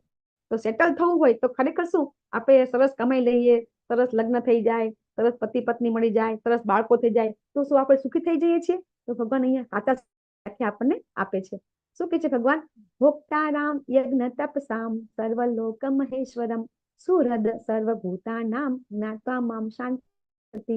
જ્યારે આપણે છે ને, ભગવાન એમ કે છે કે મને સમસ્ત યજ્ઞ પરમ ભોક્તા માનો. જ્યારે આપણે એવું માની લેશું કે જે બી આપણે આ યજ્ઞ ચક્ર છે, બરાબર, અથવા તો જે બી આપણા યજ્ઞ કે જે અમે તમે સમજાવ્યું હતું કે એ બધું, અને સર્વ તપશ્ચર્યા કે જે બી આપણે વ્રત તપ કરીએ એ બધાના પરમ ભોક્તા ભગવાનને માનીએ. બધા જ ગ્રહો અને દેવોના પરમેશ્વર, એવું નથી કે એક ગ્રહ એક દેવ, બધા જ ગ્રહ, સમસ્ત ગ્રહ, બ્રહ્માંડ, સમસ્ત બ્રહ્માંડના બધા જ ગ્રહો, સમસ્ત બ્રહ્માંડના બધા જ ગ્રહોને માને. એ સિવાય આપણા સારા મિત્ર તરીકે ખાલી ભગવાનને જ જ્યારે આપણે જાણીએ, આવું માનીએ ને અને આવી આપણે ભાવના રાખીએ ને તો શાંતિ મળે. તો કેવી રીતે કે ભગવાન આપણા મિત્ર કેવી રીતે બની શકે? આપણે એમ કહીએ ના આપણા મિત્ર તો બધા અલગ છે, ભગવાન કેવી રીતે મિત્ર બની શકે? તો ભગવાન આપણા એવી રીતે મિત્ર છે કે આપણા અનેક જન્મ થઈ ગયા છે, તો આપણી સાથે દરેક જન્મમાં આપણી સાથે જ છે. આપણે ગમે તેવા કીડા બની જશું ને તો એ કીડામાં પણ ભગવાન એમના પરમેશ્વર તરીકે આપણા હૃદયમાં બિરાજમાન રહે છે. એટલા માટે ભગવાન આપણી સાથે ક્યારેય આપણો સાથ છોડતા નથી. એ ઘણાને આનો અનુભવ થશે કે જ્યારે આપણે કોઈ ખરાબ કાર્ય કરતા અંદરથી અવાજ આવે તો એ વખતે ભગવાન આપણને એ સંદેશો આપે છે. ભગવાન આપણા મિત્ર તરીકે આપણને સલાહ આપે છે. આપણે 13મા અધ્યાયમાં સમજીશું કે આપણા રહે છે. બરાબર. તો જ્યારે આપણે આપણા ભગવાનની મિત્ર તરીકે આપણે સમજીશું ને તો જ આપણને શાંતિ પ્રાપ્ત થશે. એટલા માટે આપણે ભગવાનને બધું જ ભગવાન છે, ભગવાન વડે અને ભગવાન થકી જ થાય છે, આવું જ્યારે સમજી જશું તો આપણને શાંતિ પ્રાપ્ત થઈ જશે. અહીંયા ભગવાનના બાળપણમાં ભગવાન છે કેવી રીતે લીલા કરતા હતા એ આપણે જોઈશું. તો આ જે બાજુમાં ચિત્ર છે એ આપણે 8મા અધ્યાય વખતે સમજીશું કે આ મહાવિષ્ણુ છે કે જેમના રોમ છિદ્રમાંથી અનંત બ્રહ્માંડો નીકળે છે અને એ બ્રહ્માંડના એક બ્રહ્માંડની અંદર ભગવાન પ્રવેશ કરે છે અને પછી 14 લોકનું નિર્માણ બ્રહ્માજી છે. તો ભગવાન છે છતાં પણ ભગવાન આવી લીલાઓ કરતા હોય છે કે એ શું કરે છે કે એ એમના બાળ સખા સાથે એમનું એઠું એ આવી લીલાઓ કરે છે. પણ ભગવાન છે છતાં પણ પોતે બધા જ બ્રહ્માંડના સ્વામી છે છતાં પણ ભગવાન છે જ્યારે માનવ લીલા કરે છે ત્યારે આવું કાર્ય કરે છે. એટલા માટે આપણે ભગવાનને સમજી શકતા નથી. પણ જો આપણે ભગવાનને સમજી જશું તો 100% આપણને શાંતિ પ્રાપ્ત થશે. જોઈ લીધો. હરે કૃષ્ણ. વાંછાકલ્પતરુભ્યશ્ચ કૃપા સિંધુભ્યૈવ ચ પતિતાનાં પાવનેભ્યો વૈષ્ણવેભ્યો નમો નમઃ. અનંત કોટિ વૈષ્ણવવૃંદ કી જય. શિલા પ્રભુપાદ કી જય. શ્રીમદ ભગવદ ગીતા ભાગવતમ ચૈતન્ય ચરિતામૃત કી જય. હરે કૃષ્ણ હરે કૃષ્ણ કૃષ્ણ હરે હરે કૃષ્ણ કૃષ્ણ હરે હરે રામ હરે રામ હરે હરે રામ રામ રામ રામ હરે